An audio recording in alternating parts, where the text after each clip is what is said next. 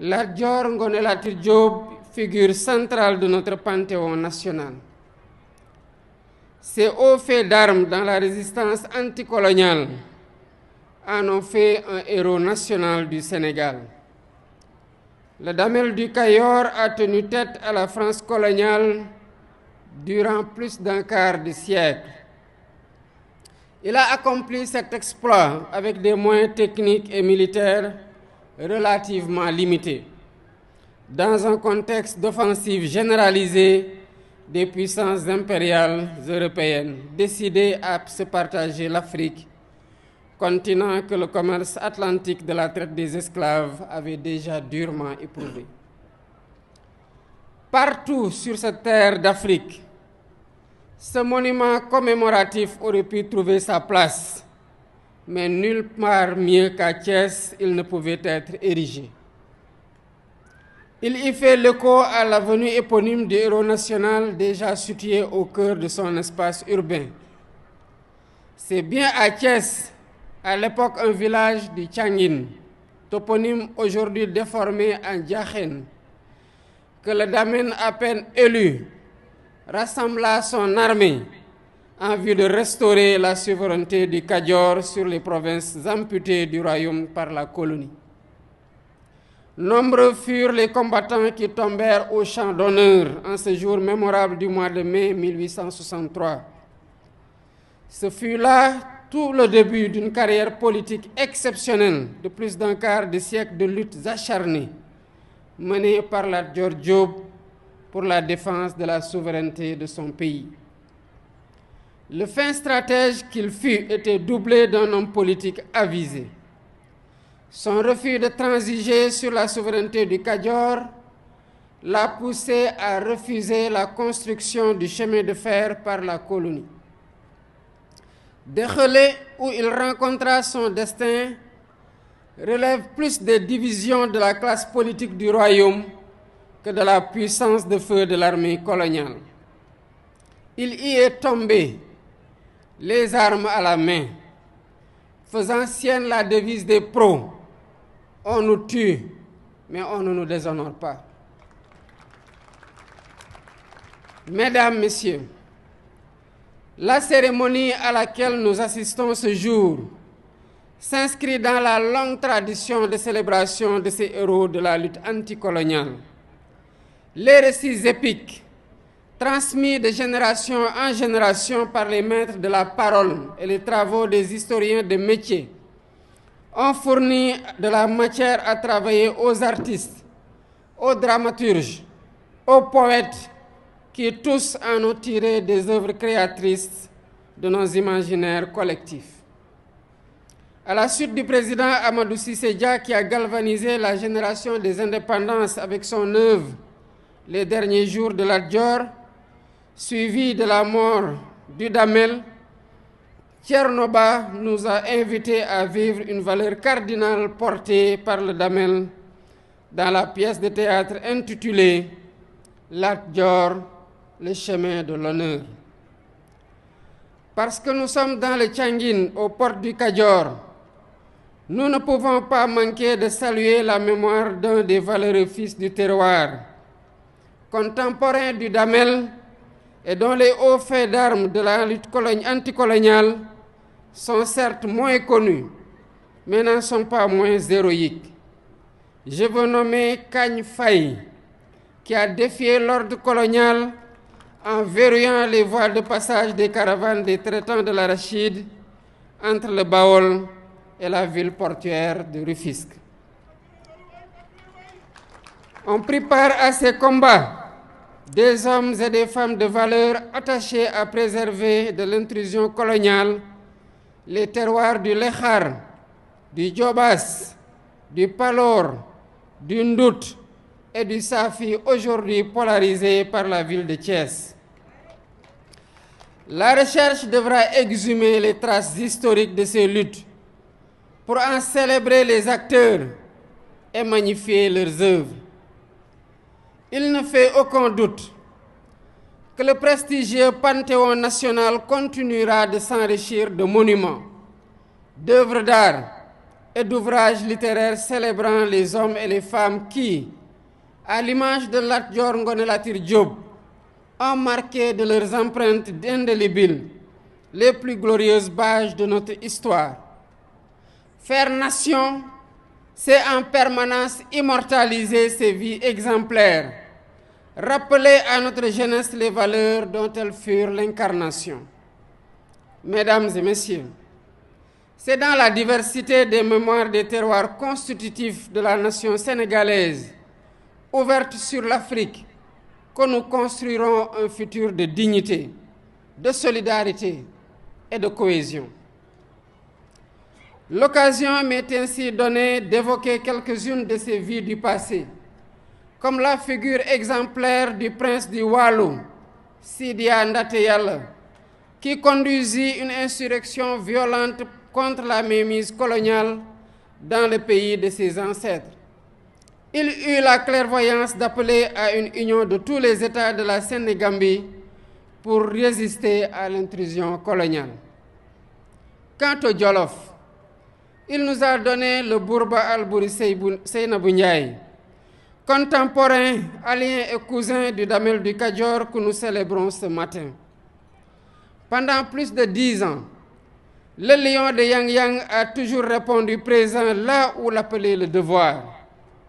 Ainsi, il prit part à la grande coalition que fut la Ligue Tidjane, aux côtés de Saher Matiba, l'héritier de l'Almami du RIP, de Mamadou Lamine Dramé du Bundu et d'Abdoul Bokar Khan, le grand électeur du Bosseya, émir du Fouta, pour opposer la plus vive résistance à la poussée impérialiste.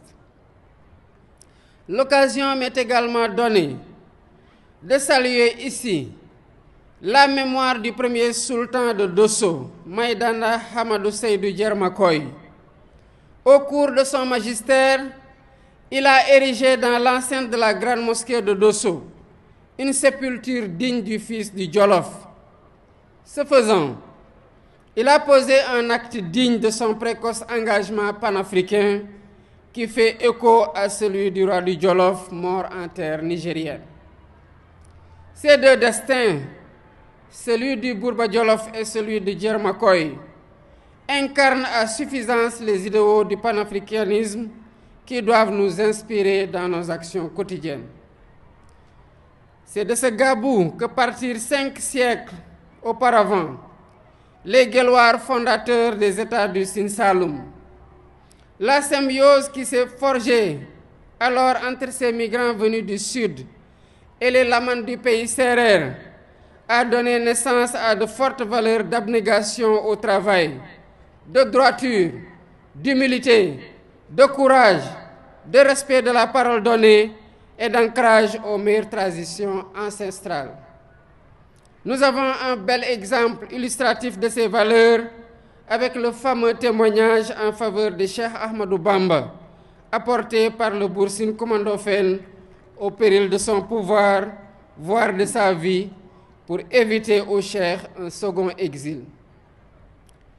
Parti du Firdou, sous domination du même Gabou, inspiré par Cheikh Oumar Tall, Alpha Molo Baldé a libéré le Fouladou avec le drapeau de l'islam. Son fils et successeur Moussa Molo, pris en tenaille entre les rivalités conquérantes de la France, de l'Angleterre et du Portugal, leur a opposé une forte résistance en jouant sur leur rivalité. Quant à la Basse-Casamance, elle nous donne une leçon de longue résistance populaire contre l'intrusion coloniale. Village par village, les hommes et les femmes de cette région ont réussi à préserver l'intégrité de leur terroir jusqu'à la veille de la Grande Guerre. Aline Sitoé Diatta, la dame de Cabrousse, a repris le flambeau qui ne s'est jamais éteint. L'histoire retiendra de cette figure historique décédée en déportation au Soudan en 1944 sa farouche lutte contre la remise en cause de la civilisation agraire du terroir, base de la souveraineté alimentaire. Des hommes nouveaux ont repris l'étendard de la lutte, à travers la formation de communautés religieuses adossées sur une spiritualité inaccessible aux armes du colonisateur. Ils ont fait échec à son projet d'aliénation culturelle, analysé comme le plus grand cancer, le plus grand danger porté par la colonisation. Cheikh Sadbou, Amadou Ngoné Ndak Seck, Cheikh Abdoulaye Niass, Cheikh Bou Kounta, Seydi El Hadji Malick Sy, Cheikh Ahmadou Bamba Mbacké, Limamou Laye Thiaw ont apporté une réponse efficace à la crise des sociétés sénégambiennes de la fin du XIXe siècle. Cette réponse trouva ses assises sur la production d'une alternative intellectuelle et religieuse au projet colonial. Ils ont ainsi réussi à préserver l'essentiel, c'est-à-dire la foi en Dieu, les valeurs cardinales du travail, de la droiture, de l'intégrité, nourries par les textes des penseurs soufis. Ils sont alors devenus les figures emblématiques de la résistance culturelle et non violente à la domination coloniale et le refuge de tous ceux qui, déboussolés par les turbulences politiques et sociales, cherchent refuge auprès d'un maître pour donner sens à leur vie. Cet héritage se perpétue de génération en génération dans les daras, appelés à entrer en symbiose avec l'école attendue de la réforme à venir du système éducatif sénégalais. Donner ce poids aux daras, c'est renouer avec la longue histoire du mouvement maraboutique, tel qu'il apparaît dans ces pages d'histoire. Sa plus grande victoire intersénégalaise est advenue au Fouta, avec la révolution Torodo de 1776, conduite par les deux grandes figures que sont Thierno Souleymane Baal et Abdoul Kadir Kane. Formés à Pire, à Koki, au Fouta Djallon, au Bundu et dans les Zaouïas de la Mauritanie, les révolutionnaires ne se sont pas enfermés dans leurs livres au contenu maîtrisé. Ils ont élaboré et mis en œuvre un programme de transformation radicale du Fouta, en instituant un système politique électif et décentralisé d'une étonnante modernité. Toutefois, c'est l'éducation qui s'érige comme levier principal de la transformation du système social, avec la mise en place d'un puissant réseau scolaire qui irrigue le Fouta du Dimar au Damga. L'État, comme les collectivités locales, ont pour mission d'enseigner et de faire connaître ce long héritage, dans toute sa complexité, pour inspirer les politiques de transformation de notre société. Mesdames et messieurs, l'initiative du maire Babacar Diop est à citer en exemple à tous les édiles des collectivités locales qui, en cohérence avec l'État, auront à concevoir et mettre en œuvre une politique novatrice de soutien aux industries culturelles. Accompagner les artistes et les créateurs culturels participe à bâtir notre patrimoine matériel et immatériel, le vin incontournable de notre vivre ensemble. Au-delà de la dimension esthétique, l'œuvre que nous avons inaugurée aujourd'hui, à l'image de tant de produits, de l'imagination créatrice de nos artistes, cinéastes, littéraires et porteuses d'une efficace fonction pédagogique dans la transmission de nos valeurs et vertus les meilleures. L'école doit s'emparer de cette mémoire, quel qu'en soit le support, pour former en notre jeunesse les bâtisseurs d'une nation souveraine et ouverte aux idéaux du panafricanisme. Le parrainage de nos rues, de nos places publiques, nos infrastructures sportives et culturelles, de nos écoles et édifices publics et privés est appelé à davantage puiser ses noms dans ce patrimoine partagé, ce socle de référence collective sur lesquels s'édifie notre imaginaire national et nos convictions patriotiques. Continuer à faire patrie, c'est renforcer cette perspective de l'unité à partir de toutes les sources qui alimentent la mémoire nationale forte de sa diversité. Aujourd'hui, nous célébrons Lat Dior Ngoné Latyr Diop, dans une ville où se sont écrites des pages glorieuses de notre histoire. Mesdames et messieurs, Thiès est aussi la ville des cheminots qui se sont illustrés dans tous les combats pour la liberté et la justice sociale. Ils ont payé au prix fort cet engagement militant.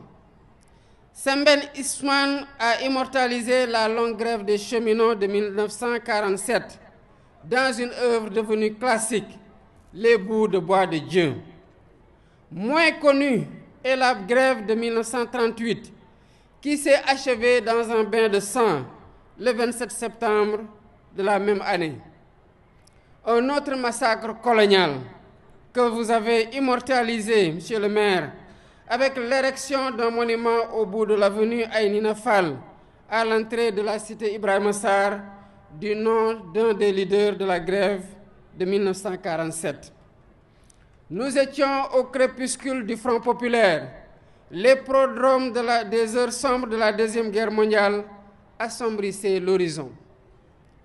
Est-il besoin de le rappeler? Le conflit mondial s'est achevé pour l'Afrique avec le massacre de Thiaroye, des tirailleurs sénégalais, le 1er décembre 1944. Nous venons d'en commémorer le 80e anniversaire afin que jamais ne s'éteigne la contribution des hommes et des femmes d'Afrique à l'édification d'un monde toujours plus humain parce que plus juste.